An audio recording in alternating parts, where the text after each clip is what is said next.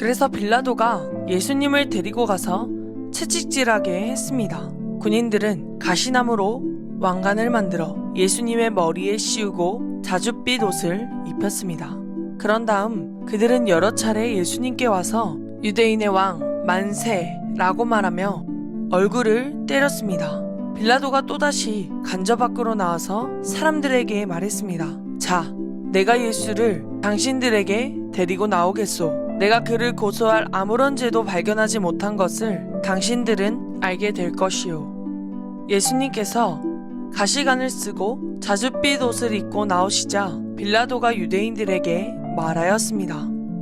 보시오, 이 사람이요. 대제사장들과 성전 경비병들이 예수님을 보고 목소리를 높여 외쳤습니다. 십자가에 못 박으시오. 십자가에 못 박으시오. 빌라도가 그들을 향해 이렇게 말했습니다. 당신들이 이 사람을 데리고 가서 십자가에 못 박으시오. 나는 그에게서 아무 죄도 찾지 못했소. 유대인들은 우리의 법대로 하면 그는 당연히 죽어야 합니다. 자기를 하나님의 아들이라고 주장하니 말입니다. 라고 우겼습니다. 빌라도는 이 말을 듣자 더욱 두려워하였습니다. 그래서 그는 다시 간저로 들어가 예수님께 당신은 어디서 왔소? 라고 물었습니다. 그러나 예수님께서는 그에게 대답하지 않으셨습니다. 빌라도가 예수님께 말했습니다. 나에게 대답을 하지 않을 작정이요. 나에게는 당신을 놓아줄 권한도 있고 십자가에 못 박을 권한도 있다는 것을 알지 못하오? 예수님께서 대답하셨습니다. 그 권세가 위에서 주어진 것이 아니라면 내게는 나를 해할 어떤 권한도 없다. 그러므로 나를 너에게 넘겨준 그 사람의 죄는 더 크다. 그때부터 빌라도는 예수님을 놓아주려고 애를 썼습니다. 그러나 유대인들은 소리를 지르며 만일 당신이 이 사람을 풀어주면 당신은 가이사의 지지자가 아닙니다. 자신을 왕이라고 하는 사람은 가이사를 반역하는 자입니다. 라고 외쳤습니다. 빌라도는 이 말을 듣자 예수님을 데리고 나와 돌로 포장된 바닥에 마련된 재판석에 앉았습니다. 때는 유월절 주간의 예비일이었고 낮 12시쯤이었습니다. 빌라도가 유대인들에게 말했습니다. 보시오, 당신들의 왕이요. 그 사람들은 소리를 질렀습니다. 없애버려라, 없애버려라. 그를 십자가에 못 박아라. 빌라도가 그들에게 물었습니다. 당신들의 왕을 나더러 십자가에 못 박으란 말이오? 대제사장들이 대답하였습니다. 우리에게 가이사 외에는 왕이 없소. 그래서 빌라도는 예수님을 십자가에 못 박도록 그들에게 넘겨주었습니다. 군인들이 예수님을 데리고 갔습니다. 예수님께서 자신이 매달릴 십자가를 직접 지고 해골의 터라는 곳으로 가셨습니다. 그곳에서 사람들은 예수님을 십자가에 못 박았습니다. 또한 예수님과 함께 다른 두 사람도 예수님을 가운데 두고 양편에 한 사람씩 십자가에 못 박혔습니다. 빌라도는 명패를 써서 십자가 위에 붙였습니다. 거기에는 유대인의 왕 나사렛 예수라고 쓰여 있었습니다. 많은 유대인들이 그 명패를 읽을 수 있었던 것은 예수님께서 죽으신 곳이 예루살렘 성에서 가깝고 그 명패는 아람어, 라틴어, 그리스어로 쓰여 있었기 때문입니다. 유대인의 대제사장들이 빌라도에게 유대인의 왕이라 쓰지 말고 나는 유대인의 왕이다라고 쓰십시오 하면서 억지를 부렸습니다. 빌라도는 나는 내가 쓸 것을 썼을 뿐이다 라고 대답했습니다. 군인들은 예수님을 십자가에 못 박은 뒤에 그의 옷을 4조각으로 나누었습니다. 그리고는 저마다 한 조각씩 나누어 가졌습니다. 그들은 속옷도 가져갔는데 그 옷은 위로부터 아래까지 완전히 통으로 짠 것이었습니다. 그래서 군인들은 이것은 찢지 말고 제비를 뽑아 누가 가져갈지 정하자 라고 말하였습니다. 이런 일이 일어난 것은 그렇게 되리라고 말한 성경 말씀을 이루기 위해서였습니다. 그들이 자기들끼리 내 옷을 나누고 내 옷을 가지려고 제비 뽑나이다. 예수님의 십자가 곁에는 예수님의 어머니와 예수님의 이모와 글로바의 아내 마리아와 막달라 마리아가 서 있었습니다. 예수님께서 그의 어머니와 그 곁에 사랑하는 제자가 서 있는 것을 보시고 어머니를 향해 말씀하셨습니다. 여자여, 보십시오. 어머님의 아들입니다. 그리고 그 제자에게는 보아라, 내 어머니이시다 라고 말씀하셨습니다. 그때부터 이 제자는 예수님의 어머니를 자기 집에 모셨습니다. 이후에 예수님께서는 이미 모든 것이 이루어진 줄 아시고 성경이 성취되도록 하기 위하여 내가 목마르다 라고 말씀하셨습니다. 그곳에 신포도주가 담긴 항아리가 있었습니다. 군인들이 해면을 신포도주에 흠뻑 적셔서 우슬초 막대기에 매달아 예수님의 입으로 가져갔습니다. 예수님께서는 신포도주를 맛보신 다음 다 이루었다 라고 말씀하셨습니다. 이 말씀을 하신 후 고개를 아래로 떨구시고 운명하셨습니다. 이날은 예비일이었고 다음날은 안식일이었습니다. 유대인들은 안식일에 시신을 십자가에 그대로 두고 싶지 않았습니다. 그래서 빌라도에게 시신의 다리를 부러뜨리고 그 시신을 십자가에서 내려달라고 부탁했습니다. 군인들이 가서 예수님과 함께 못 박힌 첫 번째 사람의 다리와 또 다른 사람의 다리를 부러뜨렸습니다.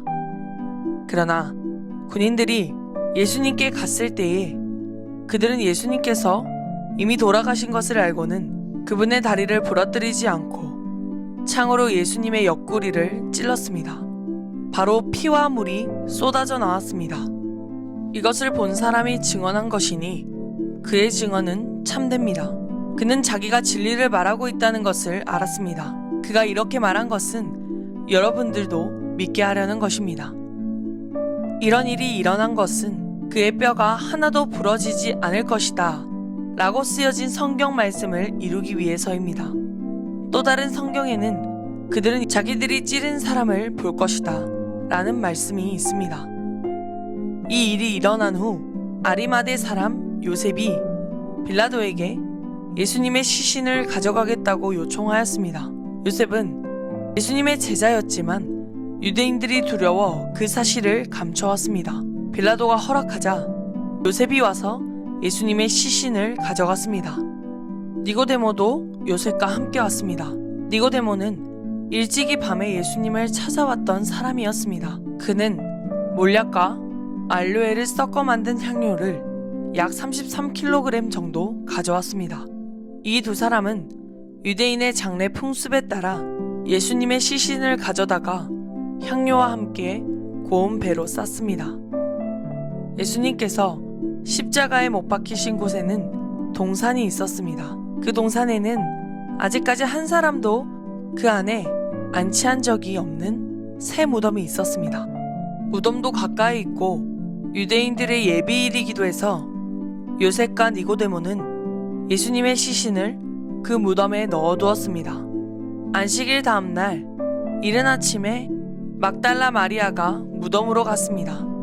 날은 아직 어두웠습니다. 마리아는 무덤 입구를 막았던 커다란 돌이 무덤에서 옮겨진 것을 보았습니다. 그래서 마리아는 시몬 베드로와 예수님께서 사랑하시던 다른 제자들에게 달려가서 말했습니다. 사람들이 주님을 무덤에서 빼갔나 봐요.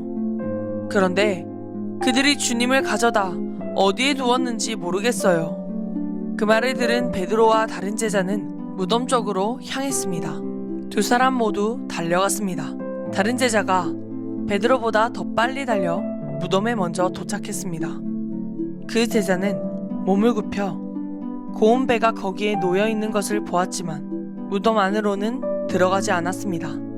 뒤따라온 시몬 베드로는 무덤에 도착하자 바로 무덤 안으로 들어갔습니다. 베드로는 고운 배가 거기에 놓여 있는 것을 보았습니다. 그는 예수님의 머리를 감았던 천도 보았습니다. 그 천은 고운 배와 겹쳐 있지 않고 조금 떨어진 곳에 잘 개켜져 있었습니다. 그제서야 무덤에 먼저 왔던 다른 제자도 무덤 안으로 들어와 보고 믿었습니다.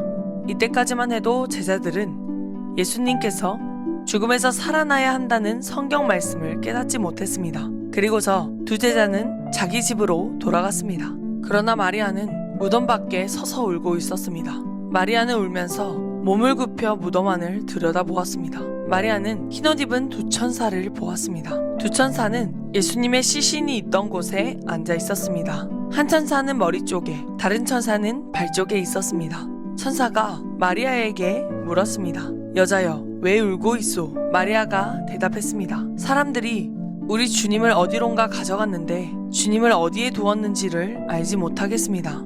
마리아가 이 말을 하고 뒤를 돌아보자 거기 예수님께서 서 계셨습니다. 그러나 마리아는 그분이 예수님이신 줄 알지 못했습니다.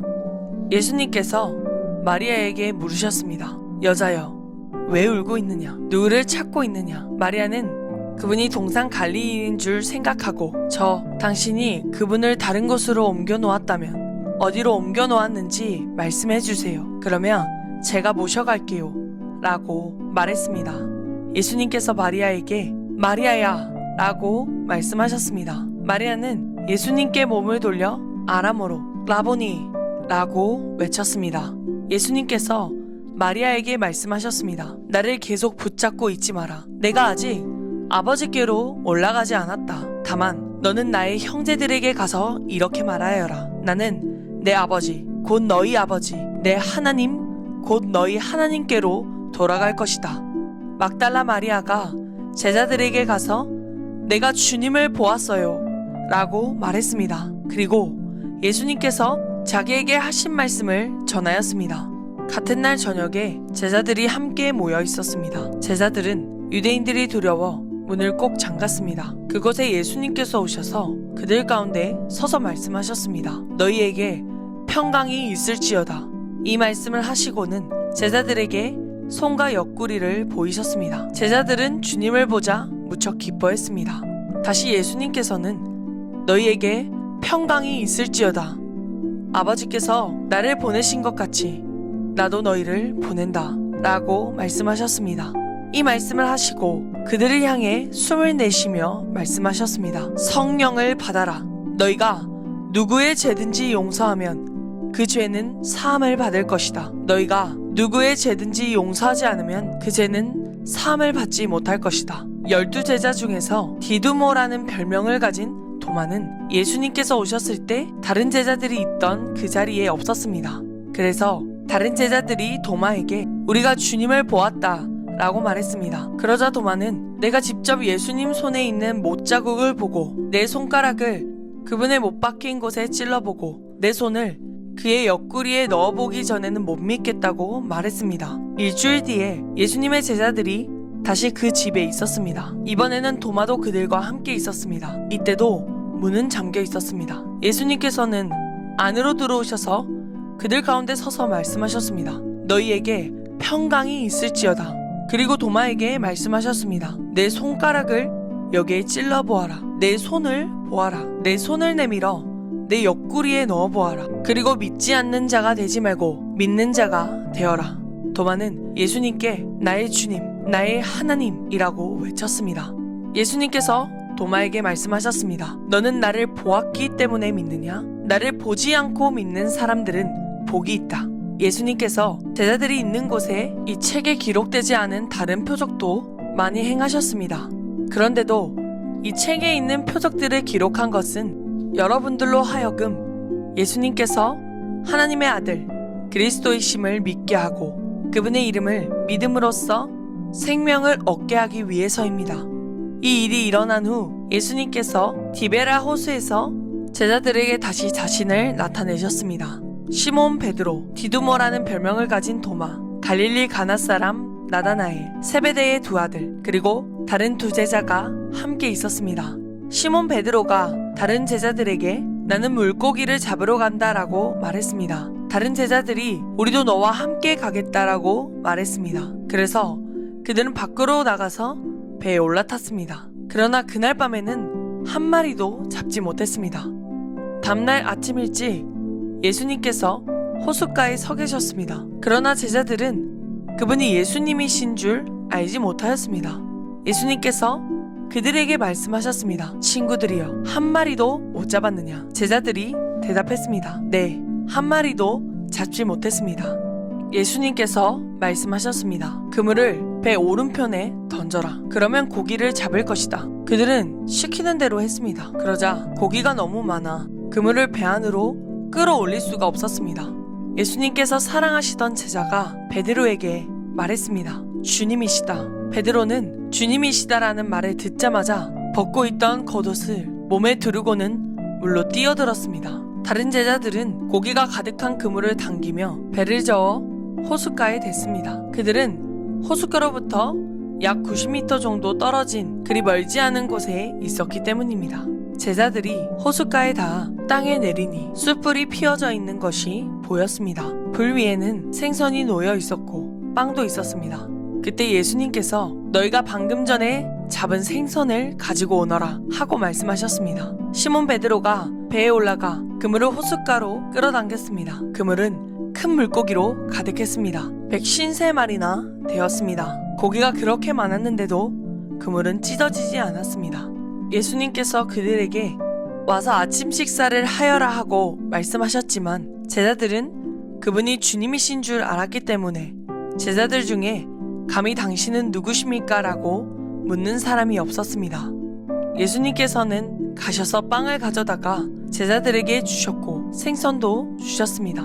이것은 예수님께서 죽은 자 가운데서 살아나신 후 그의 제자들에게 세 번째 나타나신 것이었습니다.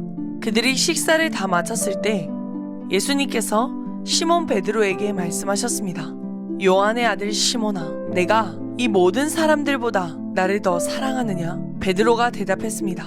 예, 주님, 제가 주님을 사랑한다는 것을 주님께서 아십니다. 예수님께서 말씀하셨습니다. 내 양을 먹여라. 다시 예수님께서 베드로에게 말씀하셨습니다. 요한의 아들 시몬아, 내가 나를 사랑하느냐? 베드로가 대답했습니다. 예, 주님, 제가 주님을 사랑하는 줄을 주님께서 아십니다. 예수님께서 말씀하셨습니다. 내 양을 돌보아라. 세 번째로 예수님께서 베드로에게 말씀하셨습니다. 요한의 아들 시몬아, 내가 나를 사랑하느냐? 예수님께서 자기에게 세 번씩이나 내가 나를 사랑하느냐고 물으셨기 때문에 베드로는 거의 울상이 되었습니다.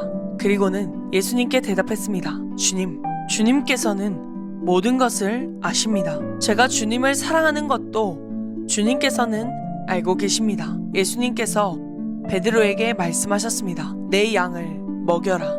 내가 너에게 진리를 말한다. 내가 젊었을 때는 내 혼자임으로 옷도 입고 내가 원하는 곳으로 갔지만 나이가 들게 되면 내가 팔을 벌리겠고 다른 사람이 내게 옷을 입힐 것이며 다른 사람이 내가 원하지 않는 곳으로 너를 데려갈 것이다. 예수님께서 이렇게 말씀하신 것은 베드로가 어떤 죽음으로 하나님께 영광을 돌리게 될지를 보여주시려는 것이었습니다. 이 말씀을 하시고 예수님께서는 베드로에게 나를 따르라고 말씀하셨습니다. 베드로가 뒤돌아보니 예수님께서 사랑하시던 제자가 따라오고 있었습니다. 이 사람은 만찬에서 예수님께 몸을 기댄 채 주님을 배반할 사람이 누구입니까? 라고 묻던 제자였습니다. 베드로가 그 제자를 보고는 예수님께 여쭈었습니다. 주님, 이 사람은 어떻게 되겠습니까? 예수님께서 대답하셨습니다. 내가 다시 올 때까지 그가 살아있기를 원한다고 해도 그것이 너와 무슨 상관이냐? 너는 나를 따르라. 이 사건 때문에 이 제자가 죽지 않을 것이라는 소문이 형제들 사이에 퍼지게 되었습니다. 그러나 예수님께서는 그가 죽지 않을 것이라고 말씀하신 것이 아니었습니다. 예수님께서는 단지 내가 다시 올 때까지 그가 살아있길 원한다고 해도 그것이 너와 무슨 상관이냐 라고 말씀하신 것 뿐이었습니다. 이런 일들을 증언하고 그것을 기록한 제자가 바로 이 사람입니다. 우리는 그의 증언이 참되다는 것을 알고 있습니다. 이 외에도 예수님께서 행하신 다른 일은 많이 있습니다. 만일 그 일을 일일이 다 기록한다면 온 세상이라도 그것을 기록한 책을 담기에 부족할 것입니다.